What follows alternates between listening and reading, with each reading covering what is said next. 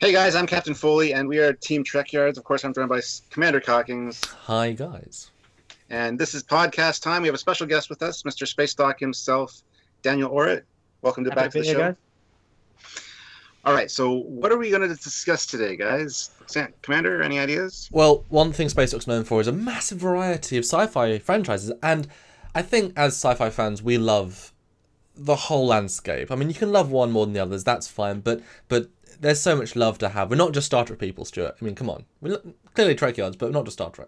So we're going to discuss would we want to live in these different universes and the pros and cons, because the sci-fi verse pretty interesting. Some emphasize reality, some emphasize fantasy, some emphasize it's all apocalyptically death. So we'll see. How's that sound, Daniel? That sounds good to me. Let's get into it. Okay, well, I'll start off, and I gotta say Star Trek. I mean, it's a very positive outlook of the future, and there's some cool tech. I mean, we got holodecks, man. Yeah, that's right there. The whole reason to live there. So that would be mine. I don't know. We got shields. We're protected. We're not gonna get destroyed right away. I don't know. What do you guys think?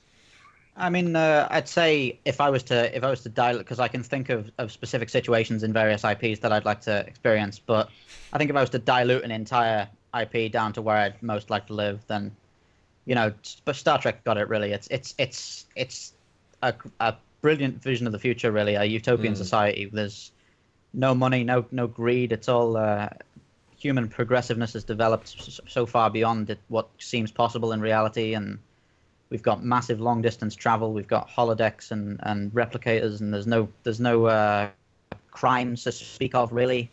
No poverty, no starvation.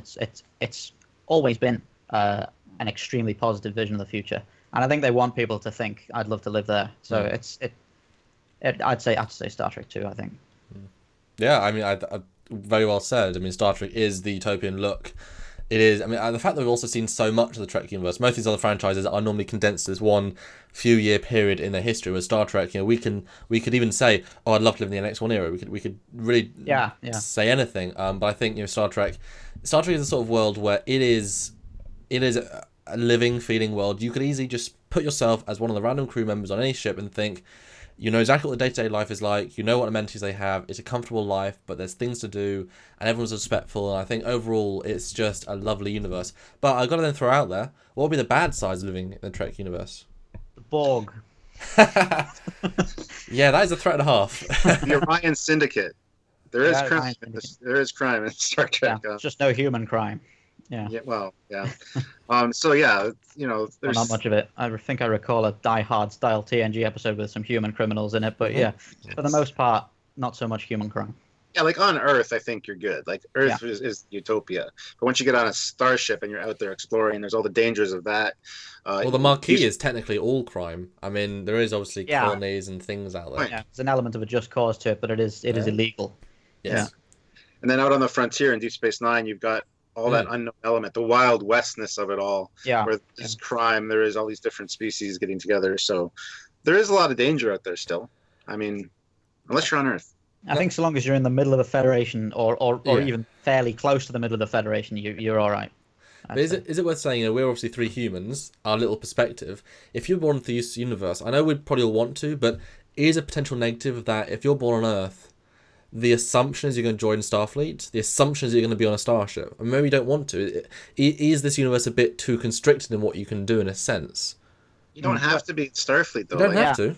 But yeah, well, I mean, as far as I'm taking information from book canon here, so it might not be entirely accurate, but across the board. But I think I'm right in saying that even if without doing any kind of employment as a Federation citizen, you still get a basic living amenity that would be considered like ludicrous from our point of view. It would be massively opulent, and the kind of things that you would be gaining access to by doing any kind of job would be not having to go to a public holosuite and being able to do it in your own place, or not having to go and collect your temporary transporter rations and being able to use the transporter as much as you want, stuff like that.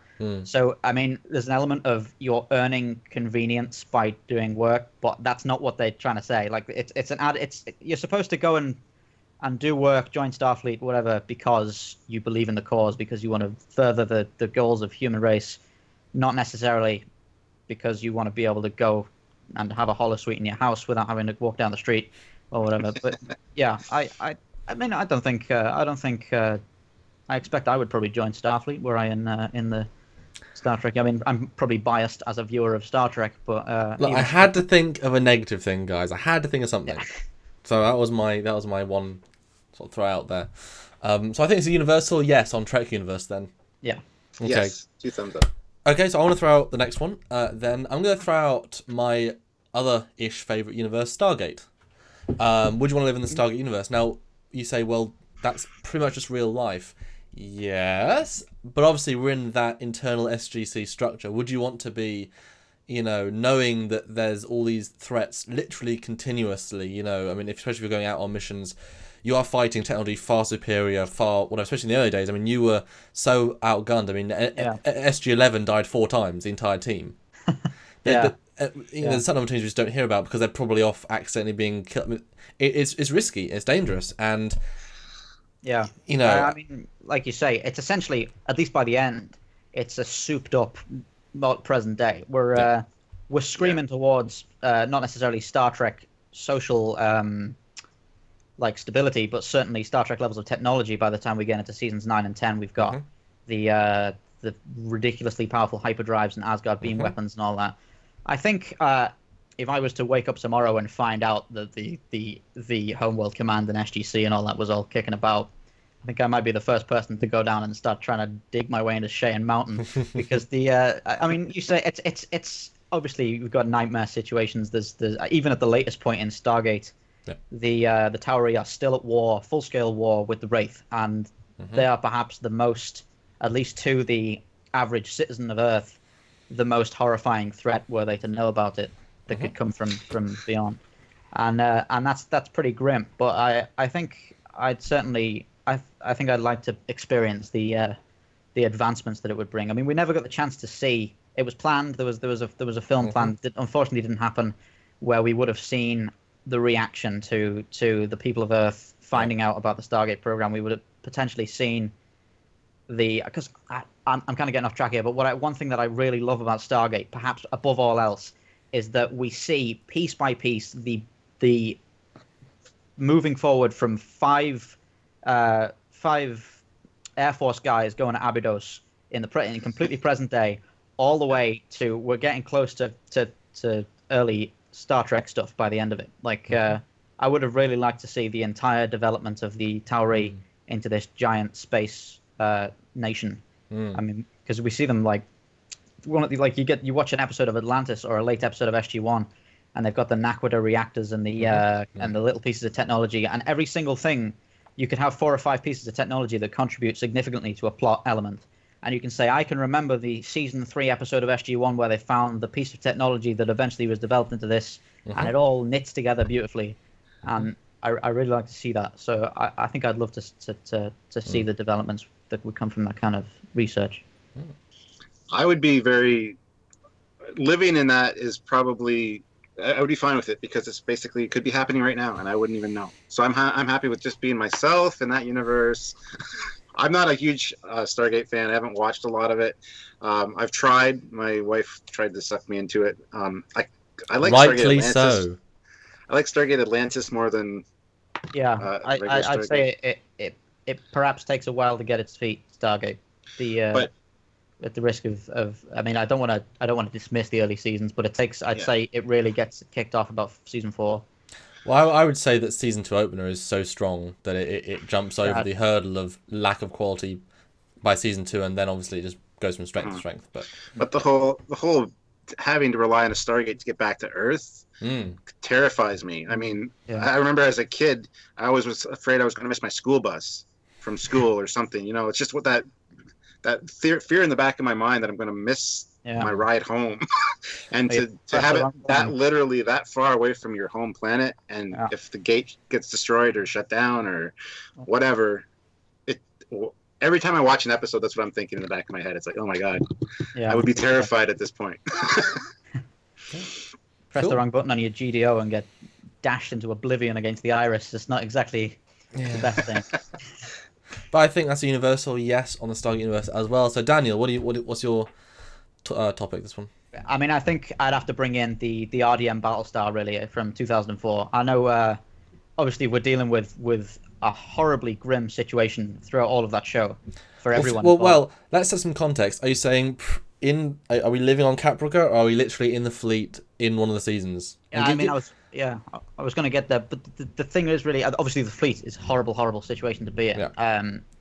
At least for there are parts, I'd say mid-season 2, the fleet is at its apex of being a roving civilization type thing. I mean, as for the standard of living that people had before the fleet left, or before the Holocaust, one constant message of the show is that we were getting a bit too opulent on Caprica. It was getting a bit too avaricious and vain, and we see, particularly in the flashback scenes in the final few episodes of the show, it's sort of, and in the plan, it kind of implies that it's sort of hubris. We've gone a bit too lazy, and the fleet's been getting dismantled for years, and nobody's really been on the ball for a long time. Just to be fair, that was the capital of the 12 colonies. I mean, if you go to one of the major capitals in the US, and you look at the high rises, the equivalent, it's like there's a lot of drug taking celebrities there. So it's like,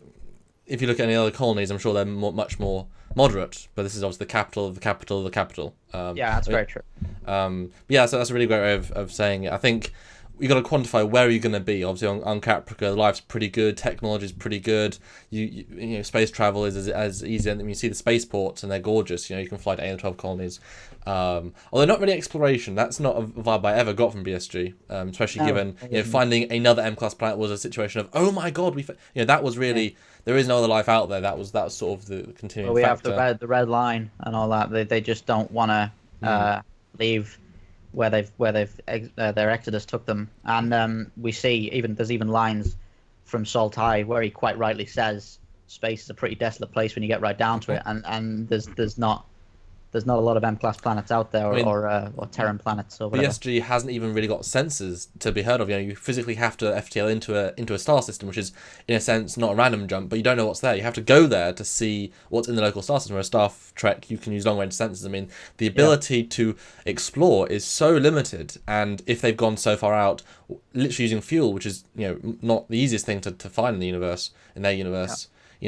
How far can you go before realizing, damn, we've literally seen nothing in 10,000 light years, But I think if I was on the fleet, I mean, the Pegasus is a beautiful ship, even if it's very, white and clean and very stringent. Absolutely, yeah. I think I'd like to, if I'm taking the entire universe as a thing, either be on Cloud9 before the nuke, or be on a Pegasus, but nowhere near the chain of command to even meet Admiral Kane, because unless she likes me, then she'll probably buy me a drink. I mean, that's all good. Kane's one of those necessary evil kind of characters, especially after we've seen Razor.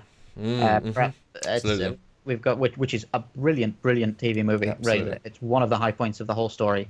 I mean, the Pegasus personally is my favorite ship in science fiction. I've probably spoiled the Spacedock top 10 video from the future. So, but oh well. It is my favorite ship in science fiction, and it was cut down before its time. But so beautifully. That scene Basically, actually makes me not cry but tear up, because I love that ship so much. It's in my top 3, and every time I watch that, I got it in Blu-ray. I've got ultra high def. I watch them like, oh, this is the hardest thing to watch ever.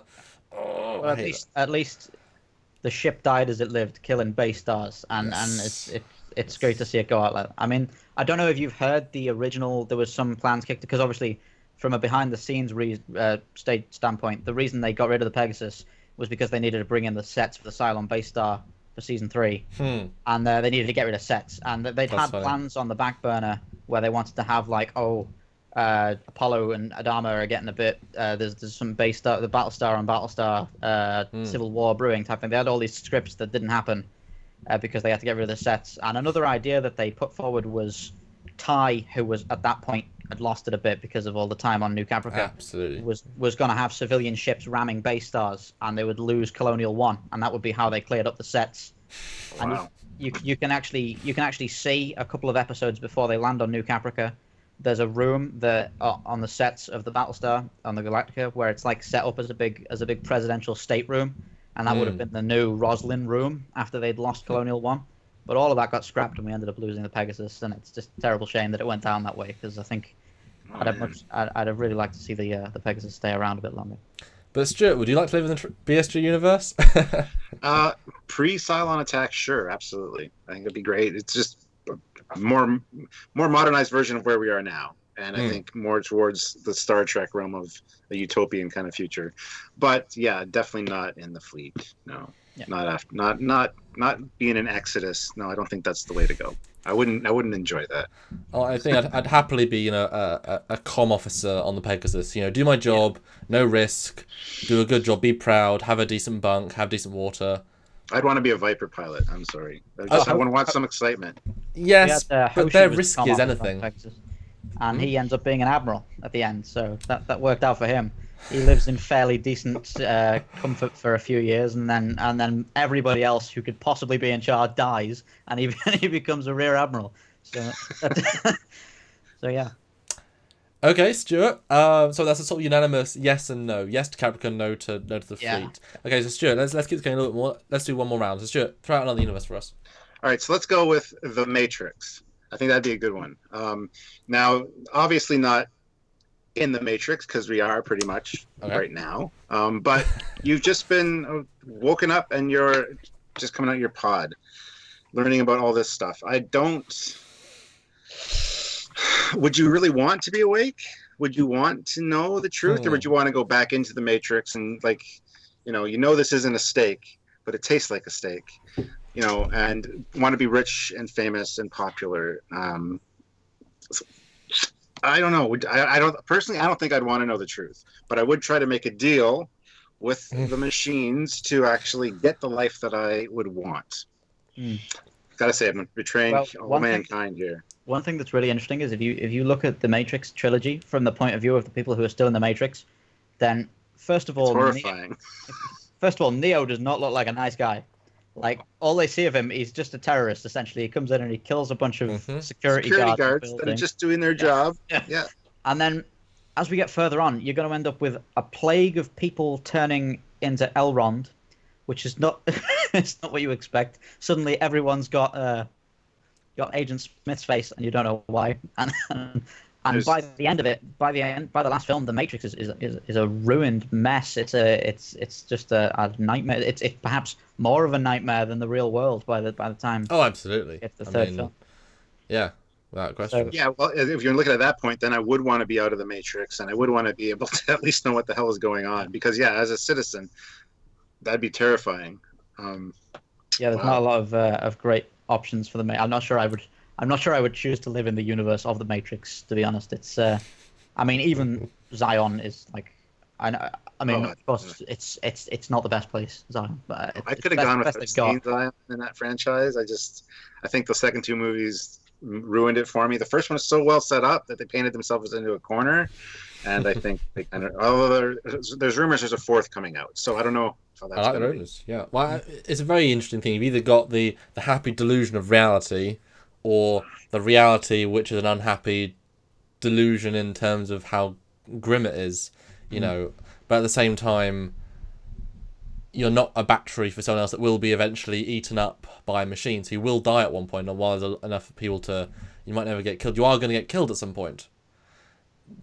I think I'd take the happy delusion of reality if I didn't know that it would ultimately completely disintegrate by so yeah. Thing is, I don't know, because my gut, ironically, okay. So you think about the Zion culture, we see them. They're not unhappy in the same, they're not specifically unhappy, and they're not starving. They have all got room. They've all got space. They've got good tech. They've got they've got internal matrix space if they want to have a holodeck in themselves. There's a good sense of camaraderie, good sense of teamwork. Everyone's doing their part. And the party looked damn interesting. Not the great environment, but hey, you can dance. Best of them, great music. So I think it's not. If I could get out and slot into a happy, little cottage in the stack of cottages, it's just a little metal room. But and if I knew that, because if I'm a younger not fighter, and then I'm not fighting, or at least if I live, then there is that peace treaty. You are now working with machines at the end of it. You can free people and you can start rebuilding the world. I mean, think about how good the world will be after some rebuilding. I mean, the simple implication that imagine all the Sentinels actually, clearing land, helping to plant trees, helping to plant things. I mean, within a few years, you can have a healthy above Earth society. I would hope at the very least. I mean, the fact that the whichever Nebuchadnezzar style of ship, when it does go to the surface, I'm sure it has hull breaches by that point, so we know the atmosphere isn't poisonous. It's just the sunlight can't get in. Yeah, so it's not as if it's just death up there. So I think with the machine's help, they could rebuild, and with the hologram technology and all the advancements, with some work, you could probably rebuild into a decent society, and then you can plug into the Matrix if you want to hang out with someone across the world or someone downstairs in Zion. I mean, I don't know. I think I would almost want to help fight as long as I knew I wasn't going to die. Yeah. It's basically the same as BSG, but. Yeah, but I guess they couldn't show it as an utter slum, because then it would just be, why is anybody not commit suicide, honestly? So, it's a weird one. I'd happily live in the Matrix so long as it was 100 years after anything that happens in any of the films. Or 100 years before. Yeah. Yeah, I suppose, yeah. Cool. Okay, Daniel, what is the last sci-fi universe for today's podcast? Let's go into Star Wars, I think. My personal favourite intellectual property from science fiction. Okay. Now, can you quantify where and when for us? Just so much of this universe. Obviously, not all of Star Wars would be the best place to live, really. I mean, yes. So give us a time period. I'd say, if we're going Legends continuity, which I normally go by, I'd say, because there's literally nothing to talk about if we don't do that. But if we go back to I don't know, let's say 3000 BBY, around Golden Age of the Republic. We've just had so after the Great Galactic War, after all that, Sith Empire's gone, Eternal Empire's gone, etc. Upper City Coruscant, maybe just like because Coruscant. I think it's a terrible shame that we're probably not going to see it in these new films, almost exclusively because nobody likes the politics of the prequels. And now we have to avoid anything that resembles it, like the plague. So, I hope they'll be ballsy enough to show it. I mean, the fact that Thrawn's coming in, and that would be a hotly, showing that they were wrong to say nothing's canon, therefore let's bring him in. Shows hopefully they'll say this is the much respected, much loved center of the Star Wars universe. Well, at the latest point in Star Wars canon, when the Force Awakens happens, Coruscant is not the capital of the New Republic. It is not. So easy to see, especially since everything else has been destroyed. So, hey, it could be the capital again. Although the planet that was destroyed wasn't the capital either. The capital is Chandrila, which nothing has happened to. But we might see Coruscant. It's filling the same kind of void that Corellia fills. It's just a big city planet that we have near the middle of the Republic. So yeah, we could see it. I'd certainly like to. It's the place that I would choose to live, at least in the upper city, if I could pick anywhere from Star Wars. Cool. I guess any other places, perhaps Manaan, maybe Taris before it was annihilated. Alderaan was nice, also annihilated. They have a track record for annihilating nice places in Star Wars. But yeah. Yeah. Stuart, thoughts? Well, I think I'd agree. I'd want to live on Coruscant. I would love to be a Jedi in a way. Love to have the Force powers, but I don't want to be a Jedi and have the whole restrictions of not being able to have a relationship and all. You want a lady friend, don't you? You want a Sylvia of your world. Exactly. So I don't know what kind of profession would you guys want? I mean, let's say Jedi's out of the picture, like smuggler, bounty hunter. I'd want to be a bounty hunter. I'd want to be something cool, man. Come on now. Well, I suppose again it depends on the period. I guess if I was around in the Clone Wars and I was picking a sort of military profession, because the Republic Navy doesn't use clones, or it does use clones, but it doesn't exclusively use clones. It's only the army. Versus the ground forces, yeah. So I'd say it'd be quite interesting to live and work on a Venator-class Star Destroyer or something like that. That's another one of my favorite ships in science fiction, so it'd just be an amazing thing to do, really. And yeah, I mean, I don't know what I'd think about the whole Jedi thing. Like, there are the restrictions, and you can say, oh, I'd like it if there weren't the restrictions, but the restrictions are there for an extremely good reason, and it's been proven time and again why they have to be there. But you don't know how much of a horn dog Stuart really is, so, And Yeah, he's dark, but he's not that dark. So I know him. He wouldn't go full Sith. Captain Foley Me turning jealous with force powers would be a bad thing. Yeah. People's heads would explode, literally. Yeah, let's not give him the force. Let's get Ilsamiri. Let's give him an Ilsamiri coat. Let's keep it on him the whole time. Then we're fine with it. I think I wouldn't. I mean, I'll go with pre-war Republic, because obviously high point of at least the major timelines. The Jedi's are out there. It'd be cool to see them, but whatever. But I mean, I would happily be a news reporter or someone who works on the channels. I mean, there's still TV around there. We do see screens showing content. Or I design those games that we see them play occasionally. Sabak designer. Not Sabak, but the chess version. I mean, there's literally every other profession you could pick, or a costume designer. Droid assembly line. Putting RT units together. Well, you guys go work for Trekyards or something. Yeah, that'd be cool. Just build some spaceships. Yeah, that'd be end awesome. up with loads of suspiciously Star Trek looking Star Destroyers kicking about. Yeah, so we renamed the hyperdrive the warp drive, just like this is the refitted warp drive unit. Warp drive. Stick some massive nacelles on a super Star Destroyer. Captain Newt, take us to warp. Well, a lot of people have said the new Discovery looks like a Star Destroyer because its original concept was. I think talking about the Discovery is a whole nother video in of itself. So. Yes. Yeah. So I'm gonna steal that, Daniel. Great idea. Yes, ship designer, Trekyards, beautiful place. As long as we get some Mon Calamari, Mon Calamari, just pure saying hi and all sorts of great things. That'd be cool.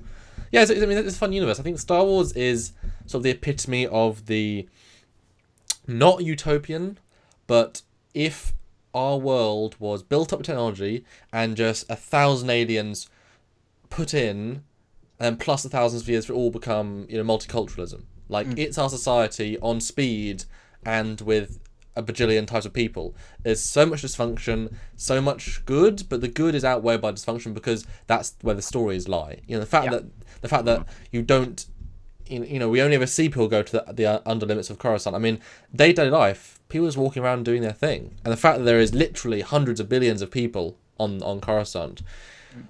Obviously, I'd want to be slightly higher up, sunlight, but those are pretty rich things. I mean, I'm sure you get fake sunlight, but it'd be fun. And even to be fair, even with the Empire, I mean, the Empire is a strange one because for the mass majority of people, the Empire is not the worst thing. They don't affect people. They just affect outline systems and rules. But then again, it's just a bit more dictatorship. But I mean, yeah. I mean, the evil people in the Empire are right at the top, and that's pretty much it. I mean, you've got plenty of everyman characters in the Empire. I think people like the Rebel Alliance is big, but people don't realize that it's not enormous. Like when we were talking, when I was looking into research for my executive class video,